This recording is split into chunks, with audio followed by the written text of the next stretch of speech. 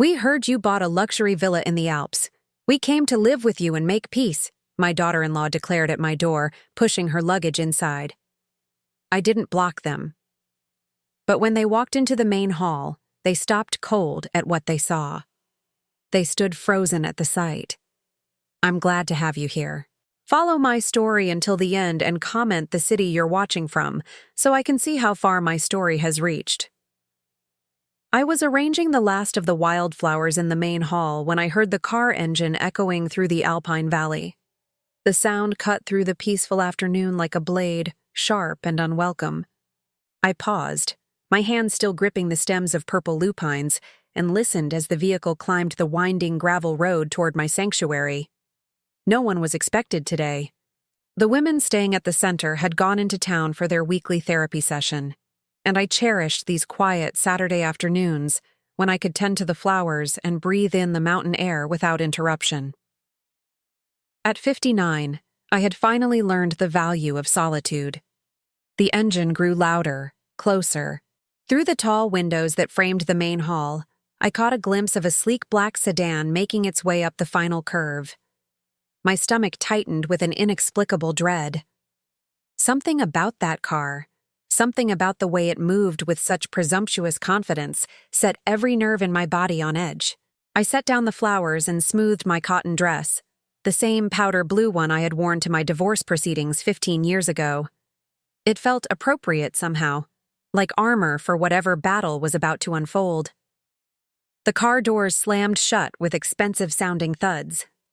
2 sets of footsteps crunched across the gravel, moving with purpose toward my front door. I recognized that walk before I even saw the faces. Preston's measured stride, the one he had inherited from his father, and beside it, the sharp click of designer heels that could only belong to Evangeline. My son and daughter-in-law had found me. The doorbell chimed its gentle melody, the same soft tune that welcomed broken women seeking refuge. How ironic that it now announced the arrival of the 2 people I had spent 4 years trying to escape. I took a deep breath, tasting the lavender-scented air of my haven, and walked to the door. My hand hesitated on the brass handle for just a moment. I could pretend I wasn't home. I could slip out the back entrance and disappear into the mountain trails until they gave up and left. But no, I was done running from Preston and his wife, done cowering, done being the convenient target for their cruelty. I opened the door. "Hello, Mother," Preston said, his voice carrying that familiar blend of condescension and false warmth that had always made my skin crawl.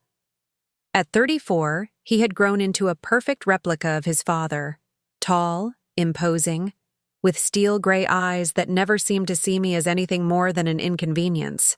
Beside him, Evangeline stood like a porcelain doll come to life, all sharp angles and calculated beauty. Her platinum blonde hair was pulled back in a severe chignon, and her red lips curved in what might have been a smile if there had been any warmth behind it. "Annette," she said, my name dripping from her tongue like poison. She never called me mom or mother, had made it clear from the beginning of her marriage to Preston that she considered me beneath such familial courtesy. "We heard you bought a luxury villa in the Alps," Evangeline continued, her eyes already scanning past me into the house with obvious approval. "We came to live with you and make peace." Before I could respond, before I could even process the audacity of her words, they were moving. Preston hefted 2 large designer suitcases from behind them, while Evangeline pushed past me into the entryway, her heels clicking against the hardwood floors like the countdown to an execution. "Make peace," I repeated, my voice barely above a whisper. The irony wasn't lost on me. For 4 years, I had tried to make peace. I had endured their snide comments about my modest apartment, their criticism of my career choices, their constant implications that I was a burden on their perfect life. I had smiled through dinner parties where Evangeline introduced me as Preston's mother, the one who never quite figured things out. I had bitten my tongue when they forgot my birthday, ignored my calls, and treated me like an embarrassing relative they were obligated to tolerate. And now that I had finally found something good for myself, they wanted to make peace. "Don't just stand there, Mother," Preston said, maneuvering his suitcases through the doorway. "Help us with the luggage. This mountain air must be making you slow."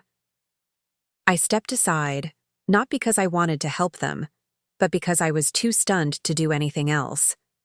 They moved through my sanctuary like conquistadors claiming new territory, their expensive clothes and entitled attitudes as out of place as wolves in a flower garden. Preston wheeled his suitcase toward the main hall, Evangeline close behind him, her sharp eyes cataloging everything she saw. I watched them go, my heart hammering against my ribs, and wondered if this was how deer felt in the moment before the hunter's shot. They reached the archway that led into the main hall, the heart of my sanctuary, where I had spent countless hours listening to women share their stories of survival and healing. Preston stepped through first, his mouth already open to make some cutting remark about my decorating choices or the simplicity of the furnishings. But the words died in his throat. Evangeline, following half a step behind, froze mid-stride. Her perfectly composed mask slipped for just an instant, revealing something that might have been confusion or shock. They stood there in the archway, both of them statue still, staring at the wall that dominated the main hall. The wall I had covered with photographs, dozens and dozens of them, arranged in careful rows like a gallery of love. But these weren't the photos they expected to see. These weren't pictures of Preston's childhood, or family vacations, or the forced smiles of holiday gatherings. These were photos of my real family, the women who had come through these doors seeking shelter and found a mother instead. Maria, the young single mother who had arrived 6 months ago with nothing but the clothes on her back and a baby in her arms. Sarah, the grandmother who had been financially abused by her own children until she had nothing left but debt and shame. Rebecca, the middle-aged teacher whose husband had controlled every aspect of her life for 20 years before she found the courage to leave. They were all there on my wall, laughing around the kitchen table, working in the garden, celebrating birthdays and small victories. In every photo, I stood among them, my arm around a shoulder, my face bright with genuine joy. These were the faces of the family I had chosen, the daughters of my heart who had chosen me in return. "What?" Evangeline whispered, her voice tight with something between confusion and disgust. "Is this?" Preston turned to look at me, his gray eyes sharp with suspicion. "Mother, who are these people?" I stepped into the hall behind them, my spine straightening with each step. For the first time in years, I felt powerful in their presence. This was my space, my sanctuary, surrounded by the evidence of the life I had built without them. "These are my daughters," I said simply. The words hung in the air between us like a challenge. Preston's face darkened, and Evangeline's perfectly plucked eyebrows drew together in a frown. "Your daughters?" Preston repeated, his voice rising with indignation. "What the hell does that mean? I'm your only child." I looked at him, really looked at him, and saw not the little boy I had once rocked to sleep and nursed through fevers, but a stranger wearing his face. A man who had never once, in all his 34 years, looked at me with the love and gratitude I saw in the eyes of the women on my wall. "You're my son," I said quietly, "but you haven't been my child for a very long time." Evangeline's sharp intake of breath echoed through the hall. She spun to face me, her red lips pressed into a thin line of rage. "How dare you?" she hissed. "How dare you replace your own family with these strangers?" But I wasn't listening to her anymore. I was looking at the wall, at all those beautiful faces, and remembering why I had come here, why I had left behind everything familiar and comfortable to build something new. I had come here to save myself, and in doing so, I had learned to save others. Preston and Evangeline could bring their suitcases and their demands and their toxic sense of entitlement. They could try to colonize my sanctuary the way they had colonized my life for so many years. But they couldn't take away what I had found here. They couldn't destroy the family I had chosen, the love I had earned, the peace I had fought to build. Not anymore. I think," I said, my voice steady and calm. "We need to talk." The silence that followed my words was deafening. Preston stood rigid in the center of my main hall, his expensive suit looking absurdly formal against the backdrop of handmade quilts and wildflower arrangements. Evangeline had positioned herself near the fireplace, one manicured hand resting on the mantel as if she were claiming ownership of the space. "Talk about what exactly?" Evangeline's voice cut through the quiet like shards of glass. "About how you've been living some fantasy life up here while completely ignoring your real family?" I felt that familiar tightness in my chest, the same sensation I had experienced countless times during their visits over the years. The feeling of being small, wrong, somehow deficient in ways I could never quite identify or correct. But this time, something was different. This time, I was standing in my own sanctuary, surrounded by the evidence of the life I had built, the love I had earned. "My real family," I repeated slowly, tasting the words. "Tell me, Preston, when was the last time you called me? Not because you needed something, not because it was a holiday, but just because you wanted to hear my voice?" Preston's jaw tightened. "I don't have time for emotional manipulation, Mother. Evangeline and I have had a difficult year. My business has been struggling, and we thought it would be good for all of us to spend some time together." "Struggling," I said, the pieces beginning to fall into place. "Is that what you call it?" Evangeline shot Preston a warning look, but he was already talking, his words tumbling out with the careless confidence of someone who had never been denied anything he wanted. "The real estate market has been brutal," he said. "We've had to make some adjustments. Downsize the house, let the housekeeper go. It's been stressful. When we heard you had bought this place, we thought it was perfect timing." Perfect timing. I almost laughed. They had ignored me for 4 years, treated me like an embarrassment, made it clear that my presence in their lives was barely tolerated. And now, when they needed something, they showed up with suitcases and talked about making peace. "How did you find me?" I asked. "Your old neighbor," Evangeline said with obvious satisfaction. "Mrs. Chen. She was very chatty about your sudden windfall. A villa in the Swiss Alps," she said.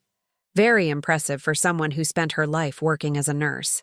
The way she said nurse made it sound like a dirty word. As if caring for people, healing them, helping them through their darkest moments was somehow beneath consideration. It was the same tone she had always used when referring to my career, my choices, my life. "I worked as a nurse for 37 years, I said quietly. "I saved lives. I held hands with dying patients so they wouldn't be alone. I helped bring new life into the world. I'm proud of that work." "Of course you are," Evangeline said, her voice dripping with condescension. "And now you get to play house with all these random women. How fulfilling for you." She gestured dismissively at the photographs covering the wall. In one frame, Maria beamed at the camera while holding her 6-month-old daughter. In another, Sarah knelt in the garden, her hands dirty with soil, her face bright with accomplishment. Every picture told a story of healing, of women finding their strength again after being broken by people who were supposed to love them. "They're not random women," I said, my voice growing stronger. "They're survivors. They've been through hell, and they're rebuilding their lives, just like I was rebuilding mine." "Was rebuilding?" Preston caught the past tense immediately. "What does that mean?" I looked at him, this man who shared my DNA but seemed completely foreign to me, and made a decision. They had barged into my sanctuary demanding answers. They wanted the truth. They could have it. "It means I'm done rebuilding," I said. "I've built something beautiful here, something meaningful, something that has nothing to do with either of you." Preston's face flushed red. "What the hell is that supposed to mean?" "It means that for 4 years, I've been learning what it feels like to be appreciated, to be needed, not for my money or my willingness to absorb abuse, but for who I am. These women see me as a source of strength, of wisdom, of comfort. They call me when they're scared. They ask my advice when they're confused. They celebrate with me when they have good news. I turned to look at the photographs again, my heart swelling with love for every face I saw. Maria was 19 when she got here, pregnant and homeless because her parents kicked her out for refusing to marry the man who assaulted her. She didn't speak English very well, and she was terrified of everything. I taught her to cook American food, helped her practice her English, held her hand during labor when her daughter was born. She calls me abuela now, grandmother. Evangeline rolled her eyes. How touching. But I wasn't finished. Sarah's children stole her retirement money and then dumped her in a state nursing home when she couldn't afford her mortgage anymore. She was suicidal when she arrived here. Now she runs our garden program and teaches the younger women about financial literacy so they never have to depend on anyone the way she depended on her kids. Mother, this is all very interesting, Preston interrupted. But I don't see what it has to do with us. We're here to reconnect as a family. Reconnect, I repeated. When were we ever connected, Preston? Really connected? Not just sharing a last name or showing up for obligatory holidays, but actually connected. He opened his mouth to answer, but nothing came out. The silence stretched between us, filled with the weight of all the years we had spent being strangers to each other. You want to know the truth? I continued. The truth is that you and your wife have treated me like garbage for years. You've made it clear that I embarrass you, that my life is somehow lacking, that I'm a burden you're forced to carry. And I accepted it. I told myself that family was family, that blood mattered more than how you treated me. My voice was rising now, 30 years of swallowed words finally breaking free. But these women taught me something. They taught me that family isn't about DNA or legal obligations. It's about love, respect, mutual support. It's about showing up for each other not just when it's convenient, but when it's hard. It's about seeing the best in each other instead of constantly pointing out flaws. Oh, please, Evangeline snapped. Spare us the inspirational speech. You're living in some kind of delusion if you think these charity cases are your real family. Charity cases? The words hit me like a slap. Is that what you think? That these women are somehow less than you? Aren't they? She shot back. Homeless women, addicts, abuse victims. What exactly do they contribute to your life besides making you feel needed? I stared at her, this woman who had married into my family and spent years systematically dismantling my relationship with my son. This woman who measured human worth by bank accounts and social status, who saw kindness as weakness and compassion as foolishness. They contribute everything, I said quietly. They contribute honesty, gratitude, love without conditions. They contribute their stories, their strength, their hope. They contribute the kind of family bond that can't be bought or inherited. It has to be earned.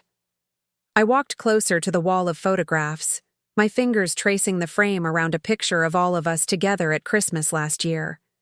We had made dinner from scratch, sung carols around the piano, exchanged handmade gifts. It had been the most beautiful Christmas of my life. You want to know why I never told you about this place? I said, turning back to face them. Because I knew you'd react exactly like this. With judgment, with disdain, with complete inability to understand why anyone would choose love over luxury. Preston's face was dark with anger. So what are you saying? That we're not welcome here? That you're choosing these strangers over your own son? I'm saying that you made your choice about our relationship a long time ago. You chose to see me as an obligation instead of an opportunity. You chose criticism over compassion, judgment over understanding. And now you want to waltz in here because you need something and suddenly I'm supposed to forget all of that? Evangeline pushed herself away from the mantel, her eyes blazing with fury. You're being ridiculous, Annette. We came here to rebuild our relationship, and you're throwing it back in our faces because of some misguided sense of martyrdom. Martyrdom? I laughed, but there was no humor in it. You think this is martyrdom? This is liberation. For the first time in my adult life, I'm surrounded by people who value me for who I am, not what I can provide them. The truth was pouring out of me now like water from a broken dam. All the years of hurt, of trying to be good enough, of accepting crumbs of affection and calling it love. You want to stay here? I continued. Fine, but you need to understand what this place is. This isn't a luxury villa where you can hide from your problems and expect me to take care of you. This is a recovery center for women who have been abused, neglected, and abandoned by their families. I saw Preston's face change, saw understanding dawn in his eyes along with something that looked like horror. You don't live in a luxury villa at all, do you? He said slowly. I smiled, and for the first time since they had arrived, I felt completely at peace. No, Preston, I don't. The color drained from Preston's face so quickly I thought he might faint. Evangeline's perfectly applied makeup couldn't hide the shock that flickered across her features before she quickly composed herself, but not before I caught it, that moment of pure panic. What do you mean you don't live in a luxury villa? Preston's voice cracked slightly on the last word. I walked to the large windows that overlooked the valley, where the afternoon sun cast long shadows across the meadow. From here you could see the small cabins scattered throughout the property, each one a safe haven for women rebuilding their lives. I mean exactly what I said. This isn't my private residence, Preston. This is Haven Springs Recovery Center. I founded it 3 years ago with my life savings, and a loan I'm still paying off. The silence behind me was so complete I could hear the grandfather clock in the corner ticking away the seconds. Finally, Evangeline found her voice. Recovery center for what? The words came out strangled, as if she already knew the answer but desperately hoped she was wrong. I turned back to face them. These two people who had driven 4 hours into the mountains expecting to find luxury and comfort, only to discover they had stumbled into something they couldn't understand or control. For women escaping domestic violence, for mothers who lost everything protecting their children, for elderly women whose own families abandoned them after draining their bank accounts. I paused, letting each word sink in. For women like me, who spent decades being told they weren't good enough, smart enough, important enough to deserve respect. Preston sank into one of the worn but comfortable armchairs we had arranged in a circle for group therapy sessions. His expensive suit looked ridiculous against the hand-knitted throw pillows, like a snake trying to hide among flowers. But Mrs. Chen said you had money, he said weakly. She said you bought a villa. I did buy this property for $300,000, which represented every penny I had saved over 37 years of nursing. Every overtime shift, every holiday I worked instead of taking vacation, every sacrifice I made thinking I was building something for your future. The irony wasn't lost on me. All those years I had denied myself small pleasures, telling myself I was being responsible, saving for Preston's education, for his wedding, for the grandchildren I hoped to spoil someday. Instead, I had finally spent that money on myself, on creating something meaningful. 300,000? Evangeline's voice was barely above a whisper. That's all? The naked disappointment in her tone might have hurt me once. Now it just confirmed everything I had suspected about their motivations for this unexpected visit. I'm sorry to disappoint you, I said dryly. I know you were probably hoping for something a bit more substantial. Preston's head snapped up. That's not. We didn't come here for money. But his denial was too quick, too defensive. And Evangeline's face had gone pale beneath her foundation, the carefully applied rouge standing out like war paint on her suddenly ashen cheeks. Of course you did, I said, and for the first time in years, I felt completely calm in their presence. The question is, how much trouble are you in? Preston's mouth opened and closed like a fish gasping for air. Evangeline shot him a warning look that could have frozen fire, but it was too late. The truth was written all over his face. We're not in trouble, Evangeline said quickly. We've just been going through a rough patch. Preston's real estate business is cyclical, and we thought it would be nice to spend some time with family while things turn around. Family. The word felt foreign coming from her lips. In 8 years of marriage to my son, Evangeline had made it crystal clear that I was not her family. I was Preston's unfortunate baggage, a reminder of his humble beginnings that she tolerated out of necessity. "How much do you owe?" I asked directly. "Mother, that's inappropriate," Preston started, but I cut him off. "Inappropriate? You show up at my door uninvited with enough luggage for an extended stay, talking about making peace after years of treating me like an embarrassment. And you think my question is inappropriate?" I walked closer to where he sat, this man I had raised, whose fevered forehead I had cooled, whose nightmares I had chased away. When had he become such a stranger? "I spent 15 years married to your father," I said quietly. "I know what desperation looks like. I know how it feels to have creditors calling, to lose sleep over bills you can't pay, to smile and pretend everything is fine when your world is crumbling." Preston's face crumpled, and for a moment I saw the scared little boy he used to be. "$53,000, he whispered. $53,000 in what? Credit card debt? Business loans?" "Credit cards," Evangeline answered, her voice tight with shame. "And some personal loans. The business hasn't turned a profit in 18 months. We've been living on credit, thinking things would turn around." I felt a familiar tightness in my chest, the same feeling I used to get when Preston was small and had hurt himself. The instinct to fix, to help, to make the pain go away. But I was older now, and hopefully wiser. "So you decided to come here and what? Move in with me until you got back on your feet? Live off my generosity while you figured things out?" "We thought we could help each other," Preston said, his voice gaining strength as he warmed to his story. "You're getting older, living alone up here in the mountains. It seemed like we could provide companionship, help with maintenance, maybe contribute to expenses." "Contribute to expenses?" I repeated. "With what money?" The question hung in the air like smoke from a dying fire. Through the large windows, I could see Sarah in the garden, teaching 2 of the newer residents how to plant herb seedlings. She was 68 years old, her hair silver white in the afternoon sun, her face creased with laugh lines earned through surviving her children's betrayal and finding joy again. "You want to know the difference between you and the women who live here?" I said, my voice soft but steady. "They're honest about their situations. They don't show up with elaborate stories about wanting to spend time together or help each other. They say, 'I have nowhere to go, I have nothing left, I need help.' They ask instead of demanding. They're grateful instead of entitled." Evangeline's composure finally cracked. "Entitled? How dare you? We're your family." "Are you?" I turned to face her fully.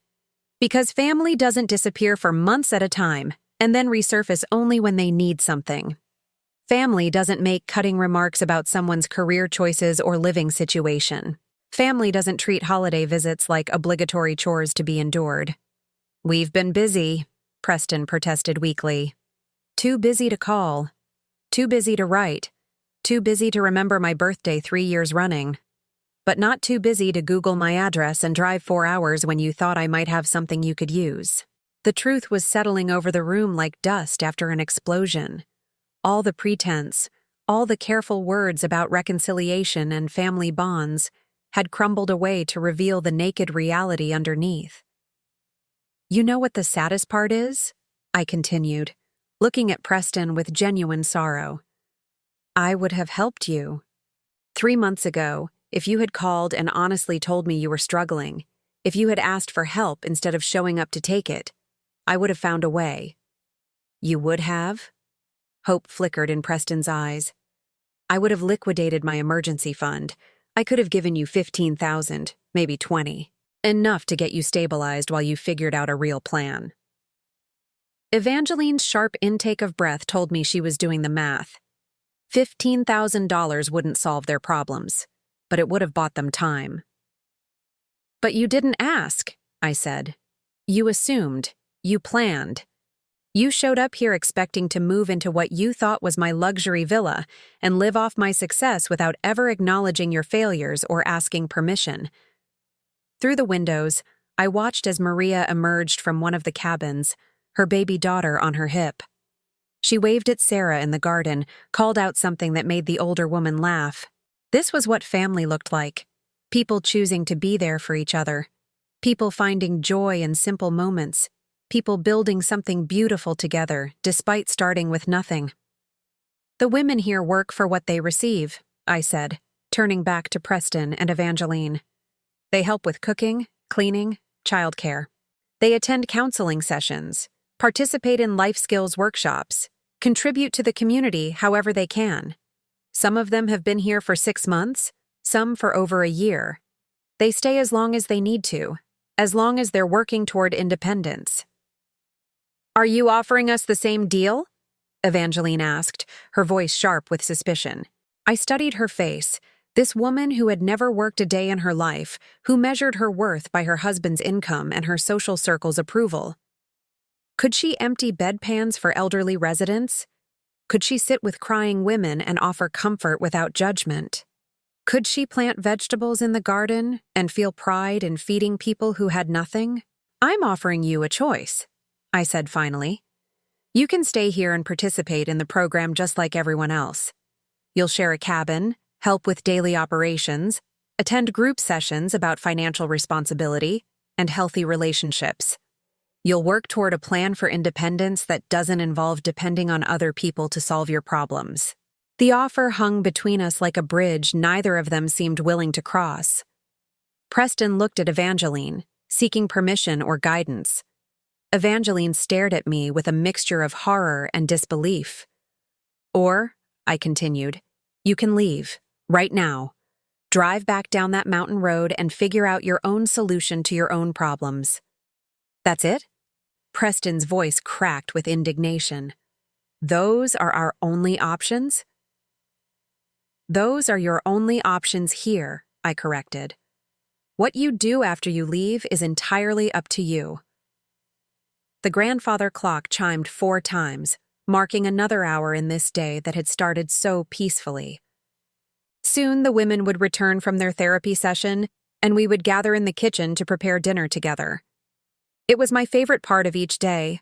The cooking, the laughter, the sense of belonging that came from being genuinely useful to people who appreciated my presence.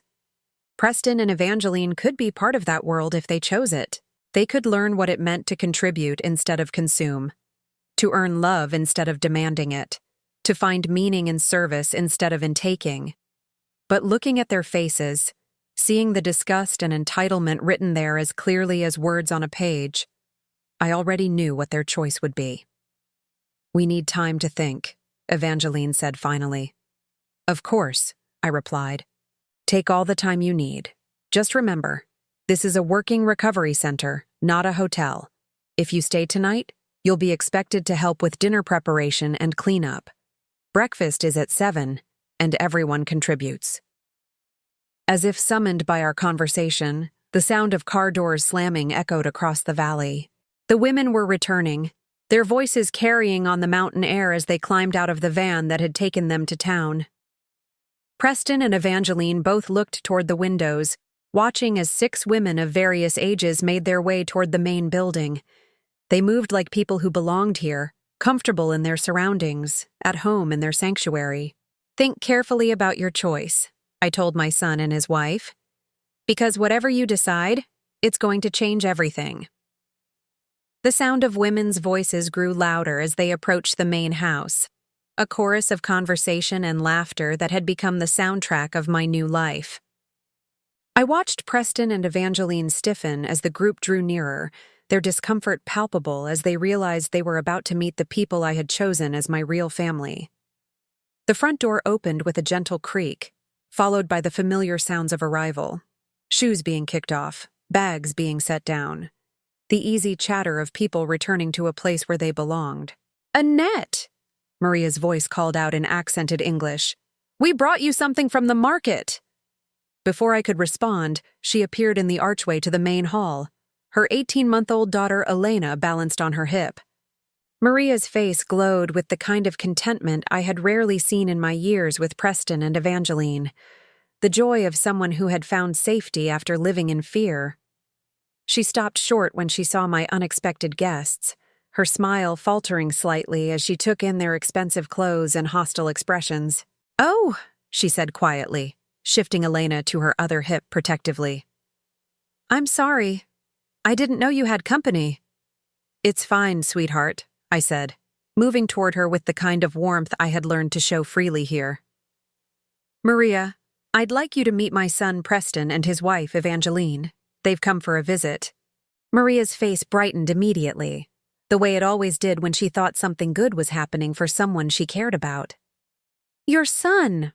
How wonderful! You must be so excited to see him." She turned to Preston with genuine enthusiasm. "Annette talks about you all the time. She's so proud of you." I felt my cheeks burn with embarrassment. It was true. I had talked about Preston often during those early months at Haven Springs, sharing memories of his childhood, expressing hope that someday we might repair our relationship. Maria didn't know about the years of coldness, the dismissive remarks, the casual cruelty that had finally driven me away. Preston's response was everything I had feared it would be. "I'm sure she does," he said, his tone flat and dismissive. He didn't stand up from his chair, didn't offer to shake Maria's hand, didn't acknowledge Elena's presence at all. Instead, he looked Maria up and down with barely concealed distaste, taking in her simple jeans and secondhand sweater, her work-worn hands, her accent. Maria's smile wavered, confusion clouding her dark eyes. She was 21 years old and had seen enough cruelty in her short life to recognize it instantly. "Preston," I said sharply, but he was already talking. "Mother's been playing house up here, I see," he said to Evangeline, loud enough for Maria to hear. "Very charitable of her to take in strays." The word strays hit Maria like a physical blow. I watched her face crumble, watched her instinctively hold Elena closer to her chest. In that moment, she wasn't a strong young mother who had survived assault and homelessness to build a new life for herself and her daughter. She was just a girl being reminded that some people would always see her as less than human. "How dare you?" I whispered, my voice shaking with rage. But before I could say more, Sarah appeared in the doorway behind Maria. At 68, she had survived her own children's financial abuse and abandonment, had contemplated suicide before finding refuge here. She was small in stature but fierce in spirit, and she took one look at Maria's face and understood exactly what had happened. "Is there a problem here?" Sarah asked, her voice carrying the authority of someone who had raised 5 children and buried 2 husbands. "No problem at all," Evangeline said with false sweetness. "We're just getting acquainted with Annette's house guests." House guests. Another deliberate diminishment, another way of reducing these women to their circumstances, rather than seeing them as the survivors they were. Maria whispered something in Spanish and hurried from the room, Elena's confused whimpering following them down the hall. Sarah watched them go, then turned back to us with eyes like steel. 30 years, she said conversationally. That's how long I put up with my children treating me like garbage, making jokes about my intelligence, rolling their eyes when I spoke, acting like I was a burden they were forced to carry. You know what I learned during those 30 years? She stepped fully into the room, her small frame somehow filling the space with righteous anger. I learned that some people are only happy when they're making someone else feel small. And I learned that the people who do that to you aren't your family, no matter what their birth certificate says. Preston finally stood up, his face flushed with indignation. "I don't know who you think you are, lady, but you have no right to lecture me about my relationship with my mother." "Don't I?" Sarah's voice was calm, conversational. "Because from where I stand, it looks like you just made a sweet girl cry because you wanted to establish your superiority. It looks like you walked into Annette's home and immediately started judging and dismissing the people she loves. That tells me everything I need to know about what kind of son you are." "What kind of son I am?" Preston's voice rose dangerously. I'm the son who put up with her dramatic nonsense for years. I'm the son who included her in family events even when she embarrassed us. I'm the son who drove 4 hours to try to have a relationship with her, only to find out she's been wasting her money on charity cases instead of thinking about her own family's future. The words poured out of him like poison from a wound, revealing everything ugly and toxic that had been festering inside him for years. And with each word, I felt the last threads of love I had held on to finally snap. Charity cases, Sarah repeated slowly. Is that what you think we are? By now, the commotion had drawn others. Rebecca appeared next to Sarah, her teacher's instincts making her assess the situation quickly. Behind her, I could see 2 other residents hovering in the hallway, their faces tight with the anxiety of women who knew what it felt like to be on the receiving end of cruelty. Let me tell you about charity cases, Rebecca said, her voice carrying the authority of someone who had spent 20 years educating children. Maria speaks 3 languages and was 2 semesters away from her nursing degree when her ex-boyfriend started stalking her. She's been taking online classes while caring for her daughter and working in our garden program. Next month, she starts a paid internship at the community clinic. She gestured toward Sarah. Sarah built a successful catering business from nothing and ran it for 15 years before her children convinced her she was too old to handle her own finances. She's been teaching our financial literacy workshops and helping 3 other women start their own small businesses. Preston and Evangeline were both staring now, clearly uncomfortable with being confronted by the reality of the women they had dismissed as beneath their notice.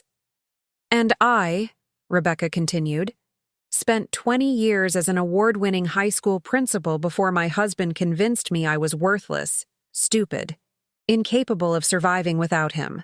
I believed him for so long that when I finally left, I had no idea how to write a check or use an ATM. Sarah taught me. Maria helped me practice Spanish so I could communicate with non-English speaking parents. Annette held my hand through panic attacks and reminded me daily that I was worth saving. She took a step closer to Preston, and I was reminded that she had spent decades dealing with entitled teenagers and their equally entitled parents. So, when you call us charity cases, she said quietly, you're calling your mother a fool for seeing our potential when no one else would. You're dismissing not just us, but her judgment, her compassion, her ability to recognize strength in broken people. The room fell silent except for the ticking of the grandfather clock and Elena's distant crying from somewhere down the hall. Evangeline's face had gone white beneath her makeup, and Preston looked like he was struggling to breathe. This is ridiculous, Evangeline finally burst out. We didn't come here to be lectured by a bunch of what? I asked quietly. Finish the sentence, Evangeline. A bunch of what? But she couldn't say it, couldn't voice the ugly words that were clearly in her mind. Instead, she turned on Preston with the fury of someone whose carefully laid plans had been shattered. This is your fault, she hissed at him. You said she had money. You said she was living in luxury. You made me think this would solve our problems. I thought it would, Preston shot back. How was I supposed to know she'd lost her mind and turned into some kind of saint? Saint. The word dripped with contempt, as if compassion was a character flaw, as if choosing to help others was a sign of mental illness. I think, Sarah said conversationally, that it's time for you to leave. You don't get to tell us to leave, Preston snapped. This is my mother's house. No, I said, my voice cutting through the tension like a blade. This is my house, my center, my sanctuary, and I'm telling you to leave. The words fell into the silence like stones into still water. Preston's face cycled through confusion, disbelief, and finally rage. You're choosing them over me? He asked, his voice cracking with disbelief. Your own son?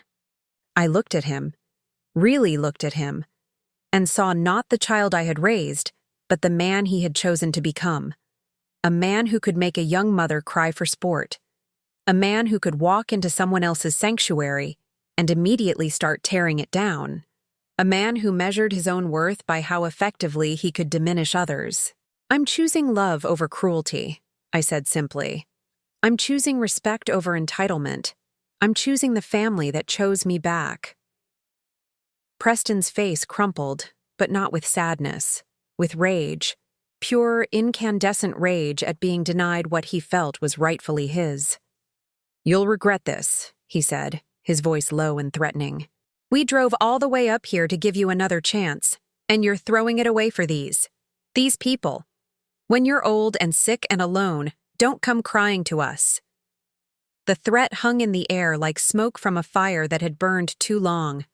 But instead of fear, I felt something unexpected rising in my chest. Relief. The pretense was finally over. The polite fiction that we were a loving family was finally dead. "I won't be alone," I said quietly. "I'll never be alone again." And as if summoned by my words, I felt a small hand slip into mine. Maria had returned, her face still streaked with tears, but her chin raised with defiant courage. Elena was balanced on her other hip, reaching her tiny fingers toward the colorful scarf Sarah wore around her neck. One by one, the other women moved closer, not crowding, not threatening, just there, present, supportive, ready to stand with me against whatever came next. Looking at their faces, at Maria's determined courage, at Sarah's fierce loyalty, at Rebecca's quiet strength, I realized that Preston was wrong about one thing. This wasn't the end of my family. This was the moment it truly began. The silence that followed my words stretched like a taut wire, ready to snap. Preston stood frozen in the center of my sanctuary, his face cycling through emotions I had never seen before. Shock, rage, and something that might have been fear. Evangeline clutched her designer purse like a shield, her knuckles white against the leather. Around me, my chosen family waited. Maria's small hand remained steady in mine, her presence a reminder of everything I had built here. Sarah stood with her arms crossed, her weathered face set in determination. Rebecca positioned herself slightly in front of the other women, her teacher's instincts making her protective of those she saw as vulnerable. "You can't be serious," Preston finally whispered, his voice hoarse with disbelief. "You're actually choosing these strangers over your own blood?" "Blood doesn't make family," Sarah said quietly, her words carrying the weight of 68 years of hard-won wisdom. "Love does. Respect does. Being there for each other when it matters, that makes family." Preston whirled on her, his face contorting with ugly rage. "Nobody asked you, old woman. This is between me and my mother." The words hit Sarah like a slap. I saw her flinch, saw the hurt flash across her features before she could hide it. At 68, she had been called worse things by her own children, but it still cut deep. That was the moment something inside me finally broke. Not shattered. That had happened years ago, slowly, piece by piece with each dismissive comment and cruel slight. This was different. This was the clean, sharp break of a chain that had bound me for too long. "Get out," I said, my voice deadly calm. Preston blinked. "What?" I said, "Get out, now, both of you." "Mother, you can't be—" "I can, and I am." I stepped forward, still holding Maria's hand, drawing strength from her presence. "You have exactly 5 minutes to gather your belongings and leave my property." Evangeline finally found her voice, though it came out shrill and desperate. "You're making a huge mistake, Annette. We came here to help you, to be a family, and you're throwing it away for these people who are just using you." "Using me?" I almost laughed. "Maria gets up at 5 every morning to help prepare breakfast for everyone. She's learned to can vegetables from our garden so we have food through the winter. She reads to the elderly woman in cabin 3 who has failing eyesight. How exactly is she using me?" "She's homeless," Evangeline shot back. "She has nowhere else to go. Of course she's going to act grateful and helpful. What choice does she have?" Maria's grip tightened on my hand, But when I looked at her, I saw not hurt, but pity. Pity for a woman who couldn't understand that gratitude could be genuine, that help could be offered without expectation of repayment. "You're right," Maria said quietly, her accent making her words sound like music after Evangeline's harsh tones. "I was homeless. I had nowhere to go.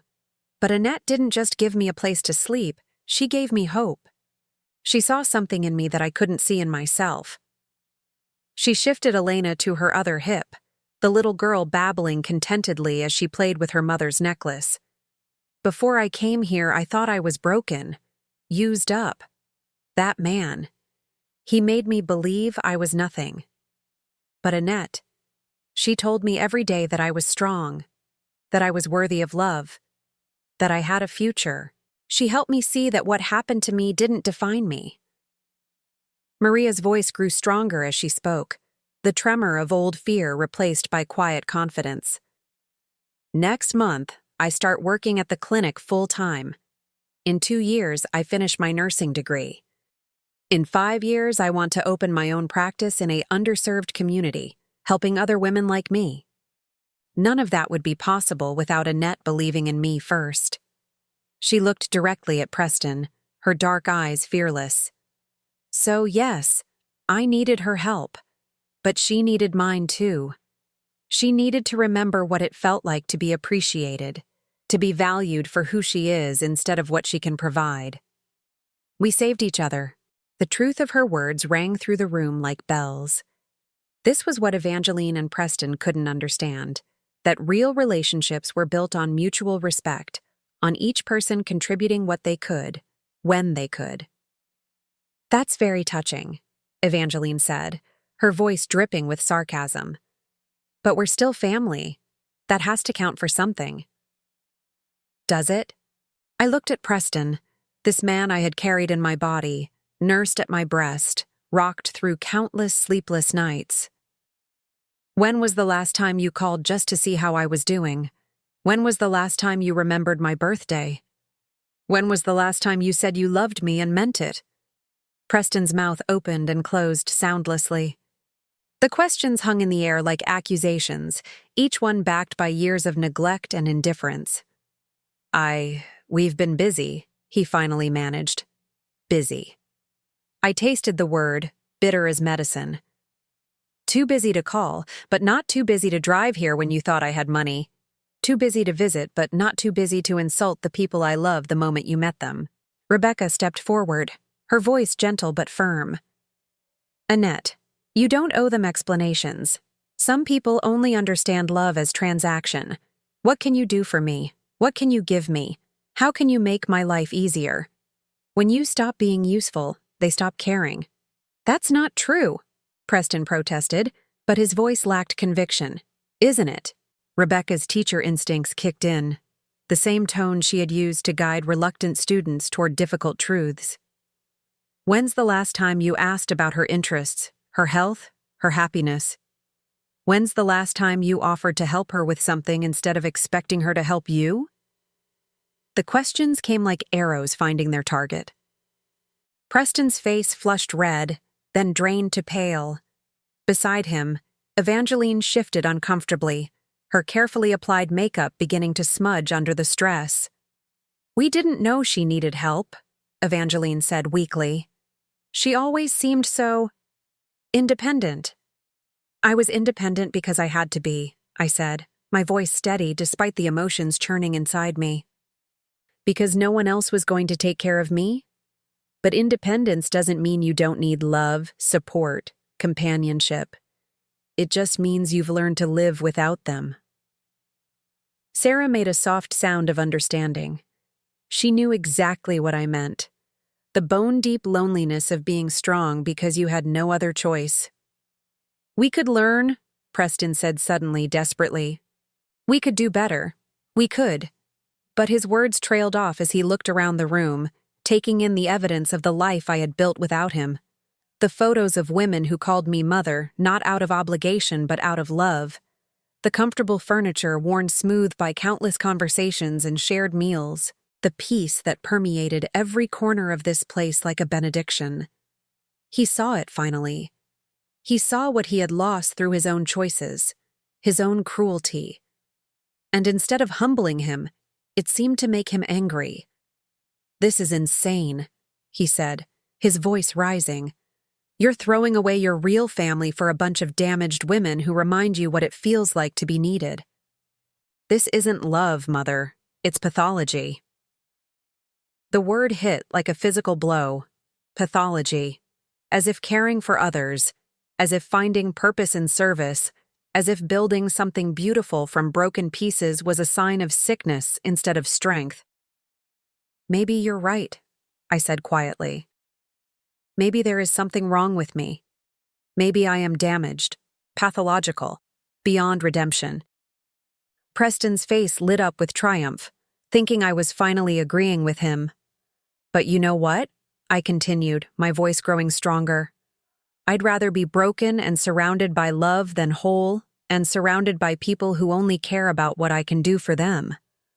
The triumph faded from Preston's face like water from a broken cup. "And if that makes me pathological," I said, looking around at the women who had chosen to stand with me, "then I'm proud to be sick." Maria squeezed my hand. Sarah nodded approval. Rebecca smiled with the fierce joy of someone watching a student finally master a difficult lesson. "Time's up," I said to Preston and Evangeline. "Get your bags and go." For a moment, I thought Preston might refuse. He stood there, fists clenched, face red with rage and humiliation. Then Evangeline grabbed his arm, her survival instincts finally kicking in. "Come on," she hissed. "Let's get out of here. This place is crazy anyway." They gathered their expensive luggage with jerky, angry movements, muttering to each other in voices too low to understand. At the doorway, Preston turned back one last time. "Don't call us when you need help," he said, his voice thick with venom. "Don't come crawling back when these people move on and leave you with nothing." I looked at him, this stranger wearing my son's face, and felt only sadness. "I won't," I said simply. The front door slammed behind them with a finality that echoed through the house. Through the windows, I watched them throw their bags into their expensive car and drive away, their tires spitting gravel in their haste to escape. As the sound of their engine faded into the mountain silence, I realized I was crying. Not from grief exactly, but from something deeper, the relief of finally letting go of something that had been poisoning me for years. Maria's arm slipped around my waist. Sarah moved to my other side, her weathered hand patting my shoulder with gentle comfort. Rebecca began gathering the scattered throw pillows that had been displaced during the confrontation, restoring order to our sanctuary. "It hurts now," Sarah said quietly, her voice full of understanding. "But it gets better. The peace that comes after you stop trying to earn love from people who were never going to give it freely. That peace is worth everything." I nodded, unable to speak past the lump in my throat. Outside, the sun was beginning to set behind the mountains, painting the sky in shades of gold and rose. It was going to be a beautiful evening. And for the first time in years, I was going to enjoy it without waiting for the phone to ring, without wondering when the next crisis would require my attention, without the constant low-grade anxiety that came from trying to maintain relationships with people who saw me as a resource rather than a person. "Dinner?" Rebecca asked gently. "Dinner," I agreed, wiping my eyes. "Let's make something special tonight. We have something to celebrate." As we moved toward the kitchen together, my chosen family surrounding me with warmth and acceptance, I realized Preston had been wrong about one thing. These women weren't going to leave me with nothing. They had already given me everything. 2 years have passed since that afternoon when Preston and Evangeline drove away from my sanctuary, their expensive car disappearing down the mountain road like a bad dream fading in daylight.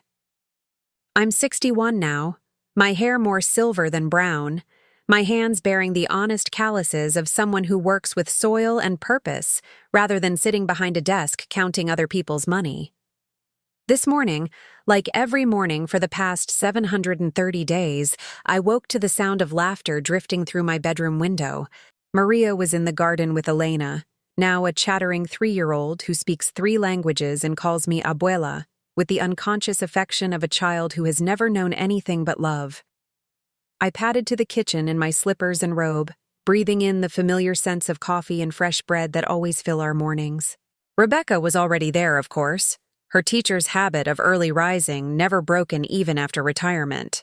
She had become our unofficial coordinator, her gift for organization, keeping our growing community running smoothly. "Morning," she said, handing me a steaming mug without being asked. "Sleep well?" "Like a baby," I replied, and meant it.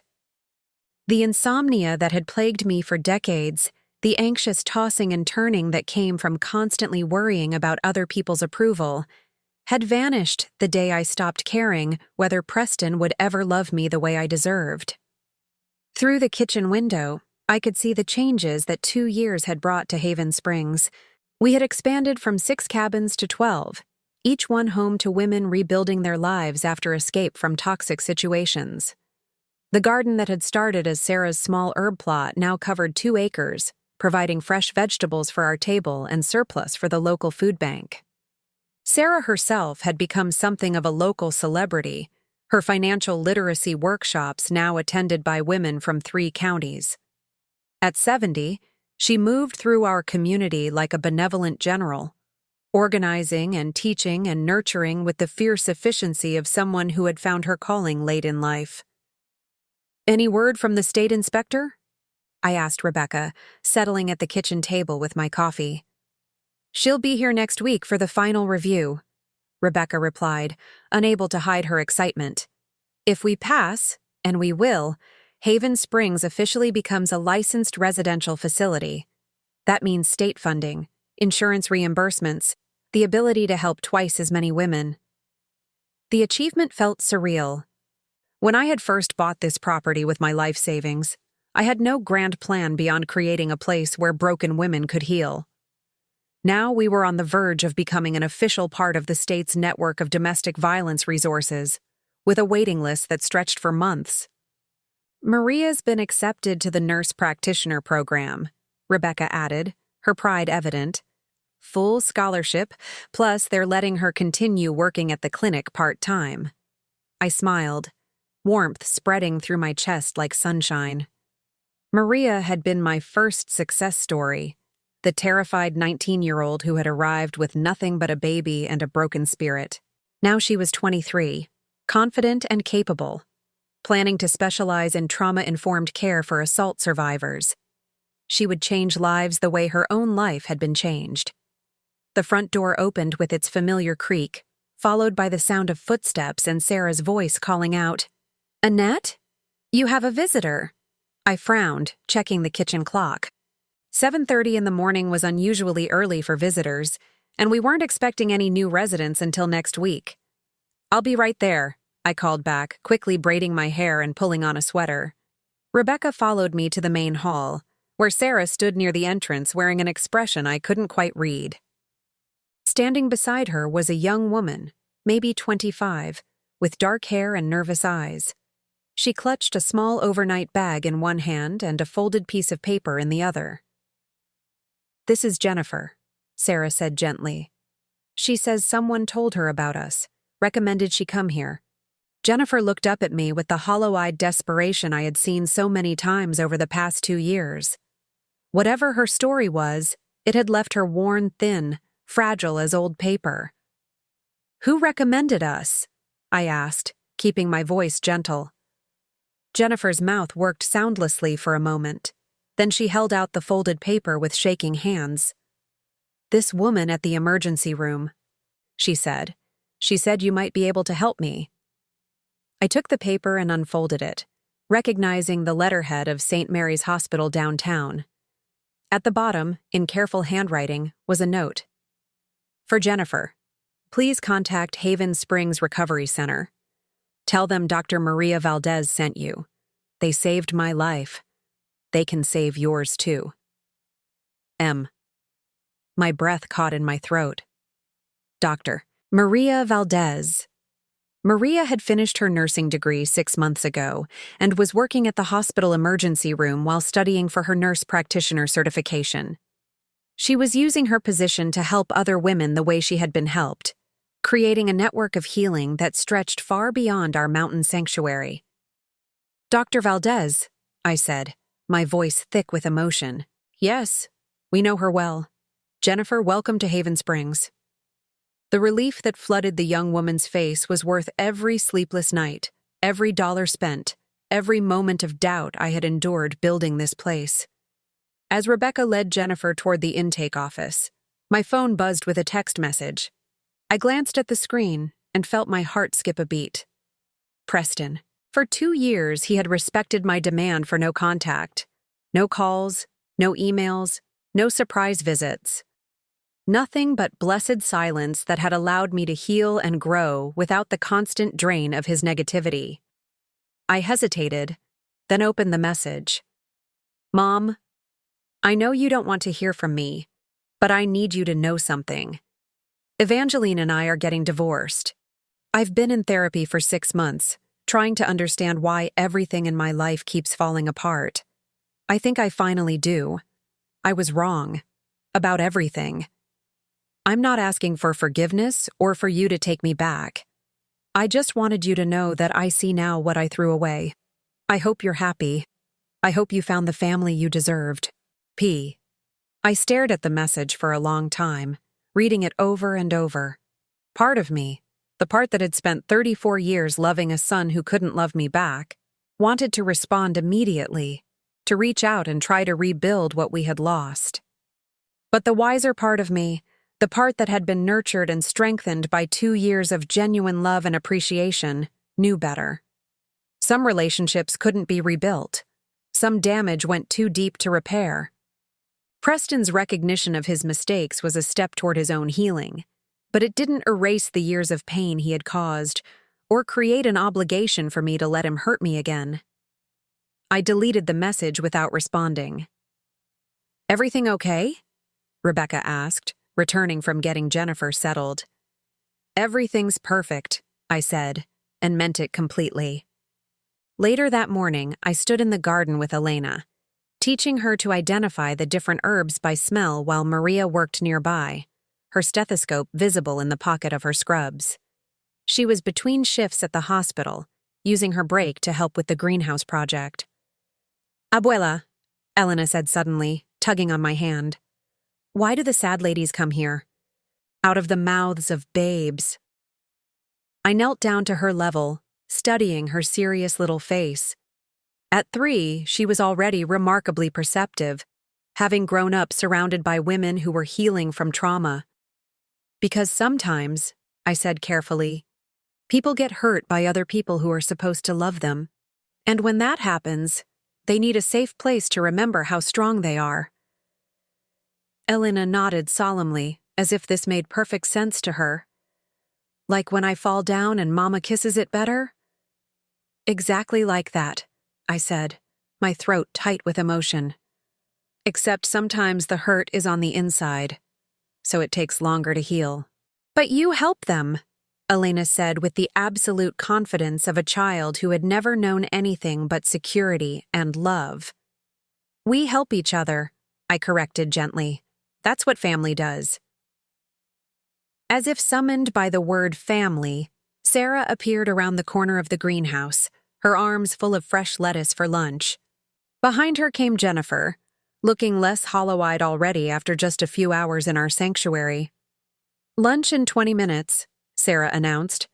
"Jennifer's going to help me make soup." I watched them head toward the kitchen together, this 70-year-old woman who had survived financial abuse from her own children, now mentoring a young woman just beginning her journey to freedom. It was beautiful in its simplicity. Broken people helping other broken people, creating something whole and healthy from their shared pain. That afternoon, as I often did when the daily work was finished, I climbed the hill behind our main building to the small bench that overlooked the entire property. From here, I could see all 12 cabins, the expanded garden, the workshop where women learned job skills, the playground where children like Elena could be children without fear. It was a far cry from the luxury villa Preston and Evangeline had expected to find. There was no marble, no designer furniture, no expensive art. But there was something more valuable than any of those things: peace. The kind of deep, soul-level peace that came from living according to your values, from being useful to people who genuinely appreciated your presence. My phone buzzed again, and for a moment my chest tightened, thinking it might be another message from Preston. But this one was from an unknown number. "Mrs. Annette, this is Carol Williams. Dr. Valdez gave me your information. I'm a caseworker with Child Protective Services, and I have a mother and 2 young children who need immediate placement. Is there any way?" I smiled, already mentally rearranging sleeping assignments to make room for 3 more people who needed sanctuary. This was how it worked now. One success story leading to another. One healed woman reaching back to help the next one. An ever-expanding network of healing and hope. As the sun began to set behind the mountains, painting the sky in shades of rose and gold, I remained on my bench, listening to the sounds of my chosen family preparing dinner together. Laughter drifted from the kitchen windows, along with the clatter of dishes and the buzz of easy conversation. Preston had been wrong about so many things, but perhaps most wrong about this. These women hadn't used me and moved on. They had stayed, in their way. Even those who had graduated from our program and moved into independent lives maintained connections, sending photos and updates, bringing their children for visits, contributing to our community in whatever ways they could. Maria would finish her nurse practitioner degree and likely move away to start her practice, but she would always be my daughter in the ways that mattered. Sarah would age and eventually need care herself, but she would do it surrounded by the love she had earned through service. Rebecca would continue teaching and guiding, sharing her wisdom with each new group of women who needed to learn that they were worth saving. And I would continue to be exactly what I had always been meant to be. Not just a mother, but a nurturer. Not just a provider, but a protector. Not just someone who gave love, but someone who received it in return. The mountain air was crisp and clean, carrying the scent of wood smoke from our fireplace and the last flowers of the season. As I finally rose from my bench to rejoin my family for dinner, I realized that Preston had been right about one thing. I had found the family I deserved, and they had found me. Now I'm curious about you who listened to my story. What would you do if you were in my place? Have you ever been through something similar? Comment below. And meanwhile, I'm leaving on the final screen 2 other stories that are channel favorites, and they will definitely surprise you. Thank you for watching until here.